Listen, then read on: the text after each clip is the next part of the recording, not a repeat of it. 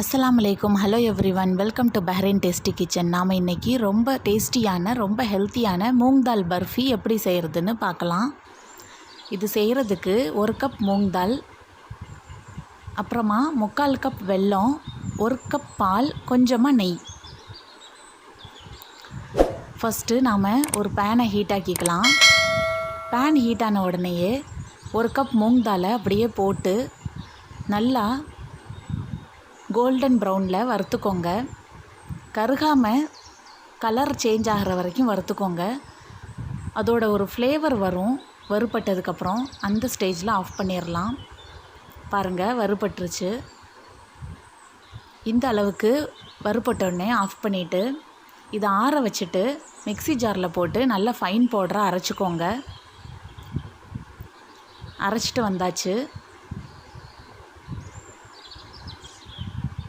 இப்போ இதை சலிச்சிட்டு திரும்பவும் மிக்ஸி ஜாரில் போட்டு இதோட வெல்லமும் ஆட் பண்ணி திரும்பவும் நல்லா அரைச்சிக்கலாம்.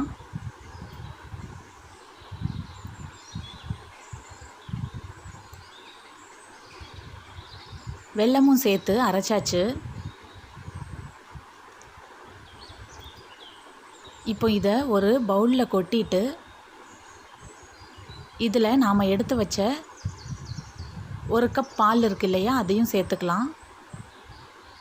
வெல்லம் அங்கங்கே கொஞ்சம் கட்டி கட்டியாக இருந்துச்சுன்னா ஒன்றும் பிரச்சனை இல்லை. நாம் கொதிக்க வைக்கும்போது அது ஃபுல்லாக கரைஞ்சிரும். இப்போ பால் ஊற்றியாச்சு. இதை நல்லா கரைச்சிக்கோங்க. பால் ஊற்றின உடனேயே ரொம்ப தண்ணியாக தான் தெரியும். ஆனால் நாம் பேனில் போட்டு திரும்ப கிண்டும்போது நல்லா கெட்டியாயிரும். அதனால் ஒன்றும் பிரச்சனை இல்லை. இது என் ஃப்ரெண்டோட ரெசிபி. என் ஃப்ரெண்டு பூர்ணிமா தான் இந்த ரெசிபி எனக்கு சொன்னாங்க. நான் உங்ககிட்ட ஷேர் பண்ணியிருக்கேன். எனக்கு ரொம்ப பிடிச்சிருந்துச்சு இந்த ரெசிபி. ரொம்ப டேஸ்டியாக ஒரு டிஃப்ரெண்ட் டேஸ்ட்டில் இருந்துச்சு.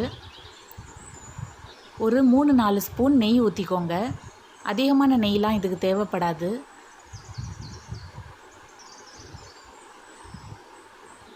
அதில் நாம் மிக்ஸ் பண்ணி வச்ச மூங் தால் பவுடர், பால், வெல்லம் இருக்கு இல்லையா, இதை சேர்த்தாச்சு. சேர்த்துட்டு கைவிடாமல் நல்லா கிண்டிக்கோங்க. சிம்மில் வைங்க. ஃப்ளேம் சிம்மில் வச்சு நல்லா கிண்டிக்கலாம். கைவிடாமல் கிளறுங்க. ஏன்னா அது கெட்டி ஆகும். அதனால் இந்த மாதிரி கொஞ்ச நேரத்துலையே திக்காயிட்டே வரும். நல்லா ஒட்டாமல், பேனில் ஒட்டாமல் இந்த மாதிரி சுருண்டு வருது பாருங்கள். இந்த அளவுக்கு கொஞ்சம் உதிரியான மாதிரி இந்த ஸ்டேஜில் வந்தோடனே ஆஃப் பண்ணிடலாம். உங்களுக்கு ஃப்ளேவர் ஏதாவது வேணும்னா ஏலக்காவும் சேர்த்து அரைச்சிக்கோங்க. இப்போ ஃபைனலாக ஒரு 2-3 ஸ்பூன் திரும்பவும் நெய் ஆட் பண்ணிவிட்டு ஒரு தடவை கிளறிட்டு இறக்கிடலாம்.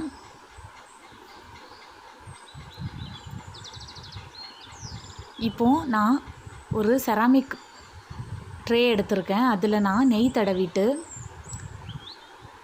நாம் கிளறி வச்ச இந்த ஹல்வாவை இதில் சேர்த்துக்கலாம்.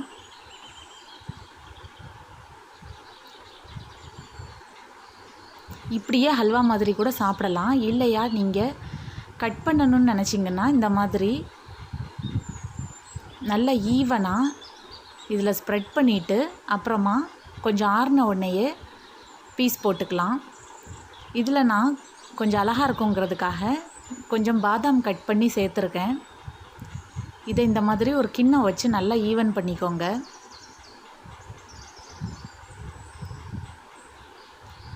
பாருங்கள், இது நல்லா ஆறட்டும். ஆறின உடனே கட் பண்ணிடலாம்.